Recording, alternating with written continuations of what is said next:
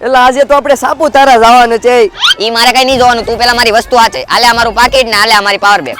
બસ આ બે જ વસ્તુ છે, અરે હાચવી લે. अच्छा આલે આ પહેલો ફોન અને આ બીજો ફોન.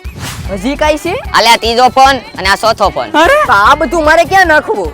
પણ હોપારા એટલે જ તને કીધું તો ઓલી 350 વાળી બેગ લઈ લે, પણ કોઈના બાપનું નથી માનવું. હવે મિત્રો મારે ફરવા જવાનું થાય ને એટલે આ જ વાંધા આવે, એટલે સીધો હું પોગી ગયો ડીએનડી કલેક્શનમાં. ઓનલાઈનમાં જે બેગ 899 રૂપિયામાં મળે ને એ અહીંયા 350 રૂપિયામાં મળે.